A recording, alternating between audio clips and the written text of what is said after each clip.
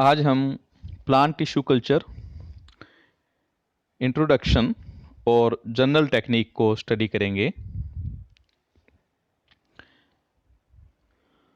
Crop improvement के लिए अधिकतर जो कन्वेंशनल ब्रीडिंग मेथड होते हैं उन्हीं को ही काम में लिया जाता है, लेकिन कभी-कभी इन मेथड्स को प्लांट टिश्यू कल्चर टेक्निक्स के साथ यूज किया जाता है, जिससे कि इन मेथड्स की एफिशिएंसी को बढ़ाया जा सके या ऐसे ऑब्जेक्टिव को प्राप्त किया जा सके जो कन्वेंशनल मेथड द्वारा संभव नहीं है। जैसे हम एक एग्जांपल लेते हैं कि जो प्योर लाइन का प्रोडक्शन है उसमें 6 to 7 जनरेशन तक सेल्फिंग करवानी पड़ती है और प्लांट टिश्यू कल्चर टेक्निक के द्वारा हम एंथर या पोलन कल्चर के द्वारा हैप्लॉइड प्लांट प्राप्त कर लेते हैं और जिनमें क्रोमोसोम डबलिंग करा करके हम होमोजाइगस डिप्लॉयड प्लांट्स प्राप्त कर लेते हैं। इस प्रकार प्योर लाइन के प्रोडक्शन पीरियड को हम केवल 2 जनरेशन में ही अचीव कर सकते हैं, जबकि कन्वेंशनल मेथड में इसमें 4 to 6 ईयर लगते हैं। इसी प्रकार हम एक बैक्टीरिया बैसिलस थ्यूरिनजिनेसिस से यूजफुल बैक्टीरियल जीन, जिसे क्राई जीन कहते हैं, को एक प्लांट सेल में ट्रांसफर कर देते हैं और इस प्लांट सेल से एक कंप्लीट प्लांट को रीजनरेट कर लेते हैं और यह प्लांट इस जीन का एक्सप्रेशन करता है। इस प्रकार एक ट्रांसजेनिक प्लांट प्राप्त कर लेते हैं। यह ट्रांसजेनिक प्लांट केवल प्लांट टिश्यू कल्चर और जेनेटिक इंजीनियरिंग की सहायता से ही प्राप्त किया जा सकता है। कन्वेंशनल ब्रीडिंग मेथड द्वारा इसे प्राप्त नहीं किया जा सकता। जो टर्म टिश्यू कल्चर है इसे हम एक वाइड सेंस में यूज करते हैं, जिसमें जब हम किसी प्लांट सेल या टिश्यू या किसी ऑर्गन का इन विट्रो कल्चर करते हैं तो उसे हम टिश्यू कल्चर कह देते हैं। लेकिन स्ट्रिक्ट सेंस में जब हम किसी प्लांट सेल को एक अगार मीडियम पर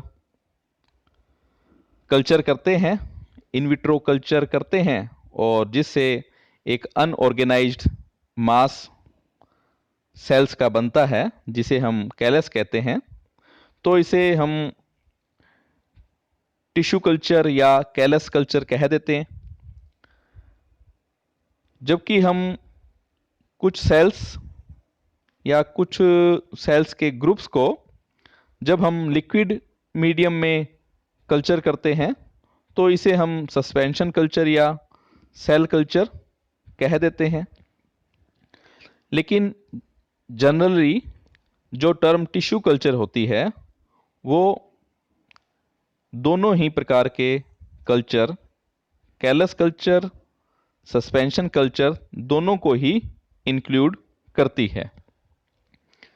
जब हम कुछ ऑर्गेनाइज्ड स्ट्रक्चर जैसे रूट टिप या शूट टिप या एम्ब्रियो उनको इन विट्रो कल्चर करते हैं और इनसे हम ऑर्गेनाइज्ड स्ट्रक्चर प्राप्त करते हैं तो इसे हम ऑर्गन कल्चर कह देते हैं।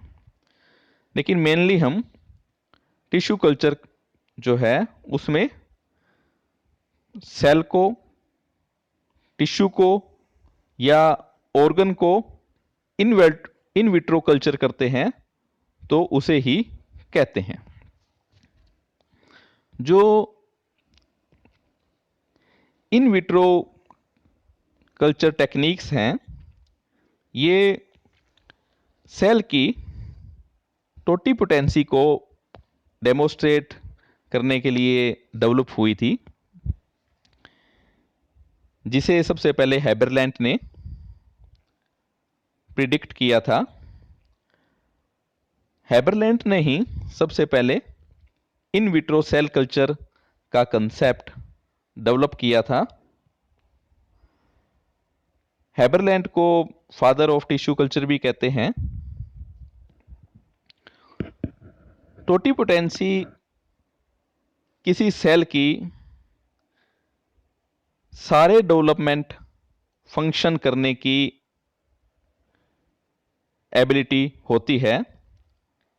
यह एबिलिटी जो जाइगोट की कैरेक्टरिस्टिक्स होती है, यानी एक सेल में एक कंप्लीट प्लांट में डेवलप होने की एबिलिटी होती है, इसे टोटिपोटेंसी कहते हैं। हैबरलैंड ने पेलिसिड सेल्स को, लीफ की पेलिसिड सेल्स को नोप्स साल्ट सॉल्यूशन जो कि सुक्रोज जिसमें पाया जाता है उसमें कल्चर किया, और ये सेल्स लगभग 1 मंथ तक ये सरवाइव की और इनके साइज में इंक्रीज हुआ, लेकिन इनमें डिवीजन नहीं हो पाया था। इन सेल्स में, इन विट्रो कल्चर की सेल्स में जो डिवीजन है, बाद में वाइट, गूथरेट और नोबिकोट ने रिपोर्ट किया था इंडिपेंडेंटली। सबसे पहले हैनिंग ने एम्ब्रियो कल्चर किया। उन्होंने क्रूसीफेरी के मैच्योर एम्ब्रियो को इन विट्रो कल्चर किया और उनको मैच्योरिटी तक प्राप्त किया। इस टेक्निक को लेबिच ने यूज किया लाइनम के इंटरस्पेसिफिक हाइब्रिड्स प्रोजेनी को प्राप्त करने के लिए। महेश्वरी और गुहा ने सबसे पहले दतूरा पोलन कल्चर किया और इनसे हैप्लॉइड प्लांट्स को प्राप्त किया। बाद में निश एंड निश और को वर्कर ने इस टेक्निक को और अधिक डेवलप किया। जब हम प्लांट सेल से इसकी सेल वॉल को रिमूव कर देते हैं तो हमें प्लांट प्रोटोप्लास्ट प्राप्त हो जाते हैं। कोकिंग ने जो है सेल वॉल डिग्रेडिंग एंजाइम की हेल्प से बहुत लार्ज क्वांटिटीज में प्रोटोप्लास्ट को प्राप्त किया। प्रोटोप्लास्ट प्रोडक्शन की टेक्निक अब और एडवांस हो गई है। प्रोटोप्लास्ट से हम कंप्लीट प्लांट को रीजनरेट कर सकते हैं और प्रोटोप्लास्ट जो है डिफरेंट प्लांट स्पीसीज के, उनको हम फ्यूज करा सकते हैं। कार्लसन ने सबसे पहले एक सोमेटिक हाइब्रिड प्लांट प्राप्त किया, निकोटियाना ग्लूका और निकोटियाना लैंग्सडोर्फी के प्रोटोप्लास्ट को आपस में फ्यूज करवा के इस फ्यूजन प्रोडक्ट से उन्होंने यह सोमेटिक हाइब्रिड प्लांट प्राप्त किया। इन विट्रो कल्चर की टेक्निक्स, जब इंडोल एसिटिक एसिड की डिस्कवरी हुई और विटामिन बी का प्लांट ग्रोथ में क्या रोल है यह समझा गया, उसके बाद इसमें बहुत एडवांसमेंट हुई।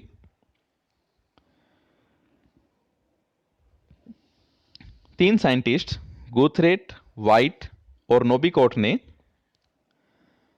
कैम्बियम टिश्यू की सेल्स को कंटिन्यूसली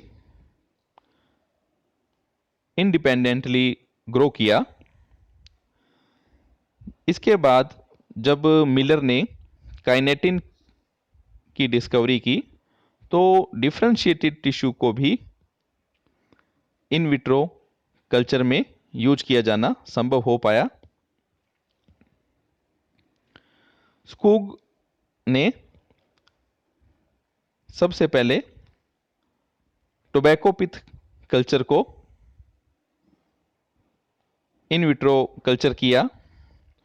बाद में स्कूग और मिलर ने प्रपोज किया कि ये जो शूट रूट डिफरेंशिएशन होता है इस सिस्टम में, यह ऑक्जीन साइटोकाइनिन रेशियो द्वारा रेगुलेटेड होता है।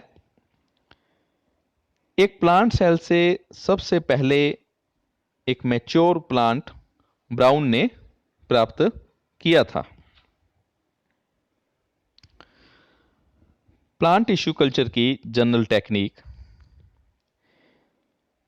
प्लांट सेल्स का जो या ऑर्गन का जो इन विट्रो कल्टीवेशन होता है, इसमें दो बेसिक प्रॉब्लम्स होती है। फर्स्ट तो यह है कि प्लांट सेल्स और ऑर्गन्स को हम माइक्रोब से फ्री रख पाएं, और सेकंड, उस सेल या ऑर्गन को सुटेबल न्यूट्रिएंट मीडिया या अदर इन्वायरमेंटल कंडीशन प्रोवाइड करा सकें, जिससे कि इसमें डिजायर्ड डेवलपमेंट सेल या ऑर्गन में हो सके। इनमें से जो फर्स्ट प्रॉब्लम है, इसे तो हम मॉडर्न इक्विपमेंट्स के यूज द्वारा या केयरफुल हैंडलिंग द्वारा दूर कर सकते हैं। लेकिन ये जो सेकंड प्रॉब्लम है, यह एक्टिव रिसर्च का एरिया है और इसमें काफ़ी कुछ किए जाने की संभावना है। अभी तक जो प्रेजेंट कल्चर मीडिया है, उनमें मैनिपुलेशन द्वारा और उसमें भी स्पेशली ग्रोथ रेगुलेटर्स के मैनिपुलेशन द्वारा और अदर जो इन्वायरमेंटल कंडीशंस हैं, उनके मैनिपुलेशन द्वारा हम सेकंड प्रॉब्लम को सॉल्व कर रहे हैं। प्लांट टिश्यू कल्चर के लिए जो लेबोरेटरी स्पेस होता है, और यह जो लेबोरेटरी होती है, यह किस स्केल पर प्लांट टिश्यू कल्चर किया जा रहा है उसकी नेचर पर डिपेंड कर रहा है। एक लेबोरेटरी में निम्न चीज़ों के लिए स्पेस होना चाहिए। फर्स्ट है वॉशिंग, ड्राइंग और storage of vessels. Second, culture media के प्रिपरेशन, स्टीरिलाइजेशन और स्टोरेज के लिए स्पेस होना चाहिए। जो एक्सप्लांट्स हैं और जो कल्चर है, उसकी एसेप्टिक हैंडलिंग के लिए स्पेस होना चाहिए, और कल्चर को बनाए रखने के लिए या मेंटेनेंस के लिए स्पेस होना चाहिए, और कल्चर के ऑब्जर्वेशन के लिए स्पेस होना चाहिए। इन मॉडर्न लेबोरेटरीज में जो एक्टिविटी फर्स्ट है, जिसमें वॉशिंग, ड्राइंग और स्टोरेज ऑफ वेसल्स हैं, और प्रिपरेशन, स्टीरिलाइजेशन और स्टोरेज ऑफ मीडिया है, इसके लिए एक सिंगल रूम होता है जिसे हम मीडिया रूम बोलते हैं। और जो बाकी का वर्क है, जिसमें एक्सप्लांट की हैंडलिंग है, मेंटेनेंस है, ऑब्जर्वेशन है, उसको एक दूसरे रूम, जिसे कल्चर रूम कहा जाता है, में किया जाता है। इसके अलावा कुछ और भी प्रिकॉशंस का ध्यान रखा जाता है कि जो मीडिया रूम जो है, उसमें जो वॉशिंग एरिया है, वो मीडियम प्रिपरेशन वाली जगह से सेपरेटेड होना चाहिए। और इसके अलावा लेबोरेटरी स्पेस में autoclave, refrigerator, deep freeze, incubators के लिए भी स्पेस होना चाहिए। और ये जो कल्चर रूम में हम काम करते हैं, इसके लिए एसेप्टिक कंडीशंस में काम करने के लिए लेमिनर एयर फ्लो का प्रेजेंट होना भी जरूरी है। जो कल्चर रूम होते हैं, उनमें निम्न फैसिलिटीज होनी चाहिए। एक तो वहाँ कंट्रोल्ड टेम्परेचर हो, इसके लिए वहाँ एयर कंडीशनर्स या रूम हीटर्स होने चाहिए। कल्चर रैक्स प्रेजेंट होनी चाहिए जिनमें लाइट फिटेड हो। शेकर होने चाहिए लिक्विड कल्चर्स को एजिटेट या हिलाने के लिए, और वहाँ पर एक जनरेटर सेट होना चाहिए ताकि पावर की जो है कंटिन्यूस सप्लाई उस एरिया में हो सके। Culture vessels and their washing, जो जनरली ग्लास कल्चर वेसल्स को यूज किया जाता है क्योंकि एक तो ये चीप होते हैं, इनको दोबारा यूज किया जा सकता है और इनको ऑटोक्लेव किया जा सकता है। बोरोसिलिकेट या पायरेक्स ग्लासवेयर को ही यूज किया जाता है, जो ऑर्डिनरी सोडा ग्लास है उसे यूज नहीं किया जाता क्योंकि वह टॉक्सिक होता है। कल्चर वेसल्स प्लास्टिक के बने हुए भी होते हैं और ये जो है प्री स्टीरिलाइज्ड होते हैं और ये डिस्पोजेबल होते हैं, लेकिन कुछ प्रकार के जो प्लास्टिक वेयर्स हैं उनको ऑटोक्लेव किया जा सकता है। लेकिन जो प्लास्टिक वेसल्स होते हैं वो लंबे समय में ग्लास वेसल्स की जगह ज़्यादा कॉस्टली होते हैं। टिश्यू जो है उनको कल्चर ट्यूब्स में, फ्लास्क में या पेट्री प्लेट्स में किया जा सकता है। इसके अलावा जो है वाइड माउथ बोटल्स, उनको भी हम यूज करते हैं। सस्पेंशन कल्चर के लिए लॉन्ग नेक फ्लास्क को यूज करते हैं। जो कल्चर ट्यूब्स फ्लास्क होते हैं इनको कॉटन प्लग्स, जो जिनके चारों तरफ एक चीज क्लॉथ रैप्ड रहता है, उसके द्वारा स्टॉप करते हैं, स्टॉपर्ड बनाया जाता है। लेकिन जब हम लार्ज स्केल पर टिश्यू कल्चर करते हैं तो हम पॉली प्रोपाइलिन या मेटल्स के बने हुए स्टॉपर्स को काम में लेते हैं। कल्चर वेसल्स को एक जो non toxic suitable detergent solution में ओवरनाइट सोक कर देते हैं या भिगो देते हैं और फिर उनको क्लीन वाटर से रिंच कर लेते हैं। हॉट एयर ओवन में उनको ड्राई कर लेते हैं कल्चर वेसल्स को, और उन्हें हम एक डस्ट प्रूफ कैबिनेट में उनको स्टोर कर देते हैं। जो स्टीरिलाइजेशन, जो सारा मटेरियल है, वेसल्स हैं, इंस्ट्रूमेंट्स हैं, मीडियम हैं, प्लांट मटेरियल है, जो भी कल्चर के लिए काम में लेते हैं वह माइक्रोब से फ्री होना चाहिए। और इसे स्टीरिलाइजेशन के लिए हम निम्न अप्रोचेज को यूज कर सकते हैं। फर्स्ट है ड्राई हीट। जो ग्लासवेयर होते हैं और टेफलॉन प्लास्टिक वेयर्स होते हैं जो एम्प्टी होते हैं, एम्प्टी वेसल्स होते हैं, और कुछ इंस्ट्रूमेंट्स को भी हॉट एयर ओवन में 160 से 180 डिग्री सेंटीग्रेड पर 3 घंटे के लिए ड्राई हीट में स्टीरिलाइज करते हैं। और जो सेकंड है फ्लेम स्टीरिलाइजेशन। इंस्ट्रूमेंट्स जैसे फोर्सेप, नीडल्स, इनको नॉर्मली फ्लेम स्टीरिलाइज किया जाता है। पहले इनको एक 95% अल्कोहल में डिप कर लेते हैं, उसके बाद इनकी फ्लेमिंग कर देते हैं। जब इन इंस्ट्रूमेंट्स को जो है रैपिडली स्टीरिलाइज किया जाता है कार्य करने के दौरान ताकि कंटेमिनेशन को रोका जा सके। थर्ड है ऑटोक्लेविंग। कल्चर वेसल्स जो खाली भी हो सकते हैं या उन जिनमें कल्चर मीडिया होता है उनको ऑटोक्लेव में रख के स्टीरिलाइज किया जाता है। ऑटोक्लेव में लगभग 121 डिग्री सेंटीग्रेड और 15 psi पर 15 से 40 मिनट के लिए कल्चर वेसल्स जिनमें कल्चर मीडिया है होता है को रखकर स्टीरिलाइजेशन करते हैं।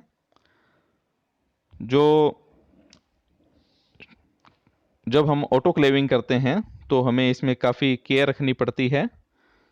जब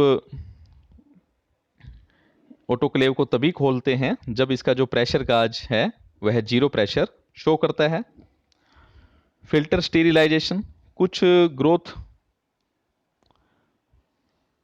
रेगुलेटर्स जैसे कुछ एंजाइम्स, विटामिन्स जो हीट लेबाइल होते हैं, इन कंपाउंड्स को हम फिल्टर स्टीरिलाइजेशन द्वारा स्टीरिलाइजेशन करते हैं। और ये जो फिल्टर्स या मेम्ब्रेन फिल्टर्स होते हैं, ये एक असेंबली में लगे हुए होते हैं, और इस असेंबली को पहले हम ऑटोक्लेविंग द्वारा स्टीरिलाइज करते हैं। जो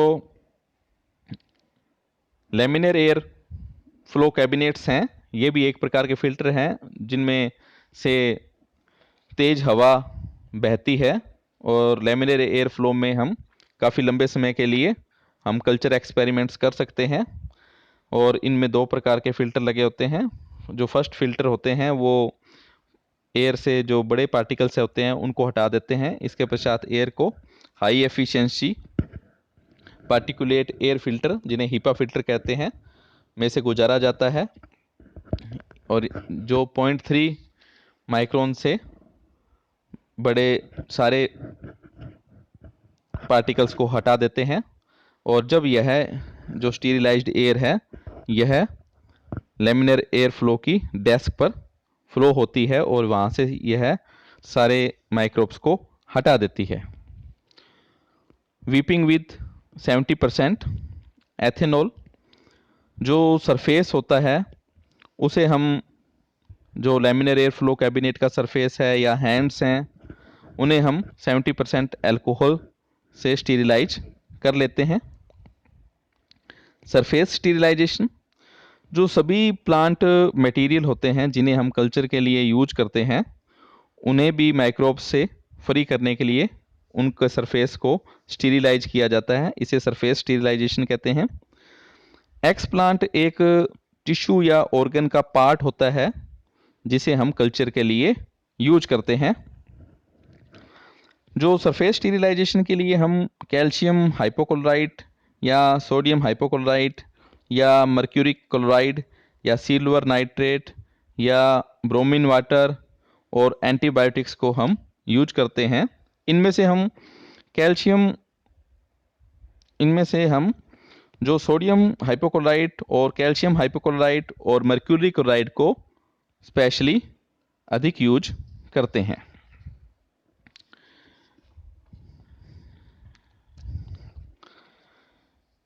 nutrient medium, plant tissue culture में हमें सेल्स या टिश्यू को कल्चर करने के लिए एक न्यूट्रिएंट मीडिया की जरूरत पड़ती है, जिसे हम कल्चर मीडिया भी कहते हैं। ये जो सभी कल्चर मीडिया होते हैं सिंथेटिक होते हैं या केमिकली डिफाइंड होते हैं। एक सिंथेटिक मीडियम जो होता है वो केमिकली डिफाइंड कंपाउंड्स से मिलकर के बनता है।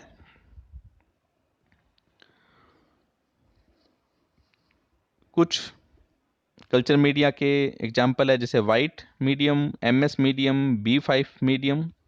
इन सभी मीडियम में कुछ कॉमन कंपोनेंट्स होते हैं। फर्स्ट है जैसे इनऑर्गेनिक न्यूट्रिएंट्स। सभी न्यूट्रिएंट्स मीडियम में कार्बन, हाइड्रोजन और ऑक्सीजन के अलावा 12 एलिमेंट्स प्रेजेंट होते हैं जो प्लांट ग्रोथ के लिए आवश्यक होते हैं। इनमें से 6 जो है वो मैक्रो न्यूट्रिएंट्स होते हैं, जो 0.5 मिलीमोल पर लीटर से अधिक अमाउंट में प्लांट के लिए आवश्यक होते हैं। इनमें nitrogen, phosphorus, potassium, calcium, sulphur, magnesium होते हैं। और 6 ही माइक्रो न्यूट्रिएंट्स होते हैं जो 0.5 मिलीमोल पर लीटर से कम कंसंट्रेशन में आवश्यक होते हैं। इसमें Fe, zinc, manganese, copper, boron, molybdenum होते हैं। जो वाइट मीडियम है यह इनऑर्गेनिक न्यूट्रिएंट्स में पुअर होता है, जबकि B5 और MS मीडियम स्पेशली रिच होते हैं। जो आयरन होता है वह EDTA कॉम्प्लेक्स में के रूप में हम उसको यूज करते हैं। सेकंड है विटामिन्स। ऑप्टिमम ग्रोथ के लिए कई विटामिन्स भी कल्चर मीडिया में आवश्यक होते हैं, जैसे inositol, thiamine, pyridoxine, nicotinic acid. इनमें से थायमिन जो है वो एकदम आवश्यक होता है, बाकी प्रोमोटरी होते हैं। पेंटोथेनिक एसिड को भी प्रोमोटरी माना गया है, लेकिन यह अधिकतर रेसिपीज में इसे इंक्लूड नहीं किया जाता। कार्बन सोर्स, चूंकि जो सेल्स होती है वो अपना फूड कल्चर मीडिया में खुद नहीं बना पाती, इसलिए हमें सुक्रोज की फॉर्म में उन्हें हमें कार्बन सोर्स प्रोवाइड करना पड़ता है। जब ऑटोक्लेविंग करते हैं सुक्रोज की, तो यह प्लांट सेल्स को इजीली अवेलेबल हो जाती है। सुक्रोज के अलावा कुछ दूसरी शुगर जैसे माल्टोज, ग्लैक्टोज, लैक्टोज को भी रेयरली यूज किया जाता है। ग्रोथ रेगुलेटर्स, कल्चर मीडिया में ग्रोथ रेगुलेटर्स भी पाए जाते हैं, जैसे auxins, indole acetic acid, indole butyric acid, naphthalene acetic acid, naphthoxy acetic acid, 2,4 dichlorophenoxy acetic acid जो है कॉमनली ऑक्सीन्स हैं जिनको यूज किया जाता है, जो सेल डिवीजन को सपोर्ट करते हैं, कैलस ग्रोथ को सपोर्ट करते हैं, सोमैटिक एम्ब्रियो इंडक्शन को सपोर्ट करते हैं, रूटिंग को सपोर्ट करते हैं। इसके अलावा साइटोकाइनिन्स जैसे काइनेटिन्स, जिसे फरफ्यूरिल एमिनोप्यूरिन कहते हैं, बेंजाइल एमिनोप्यूरिन, जिएटिन, आइसोपेंटाइल एडेनिन, थाइडाइजुरोन, यह एक कंपाउंड होता है जिसमें साइटोकाइनिन लाइक एक्टिविटी होती है। इन साइटोकाइनिन्स को भी सेल डिवीजन को प्रमोट करने के लिए, शूट रीजनरेशन के लिए, सोमैटिक एम्ब्रियो इंडक्शन के लिए, एक्जिलरी बर्ड्स की प्रोलिफरेशन के लिए यूज करते हैं। जबकि एब्सिसिक एसिड जो है सोमैटिक एम्ब्रियो को प्रमोट करता है, और केवल GA3 जिब्रेलिन ही यूज किया जाता है जो शूट इलोंगेशन और सोमैटिक एम्ब्रियो जर्मिनेशन को प्रमोट करता है।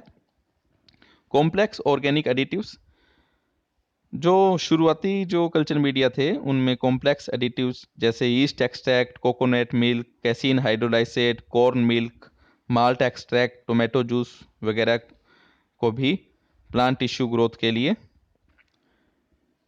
ऐड किया जाता था, लेकिन इन एडिटिव्स को अब प्रेफर नहीं किया जाता, क्योंकि अधिकतर केस में इनको एक सिंगल अमीनो एसिड के द्वारा ही रिप्लेस किया जा सकता है।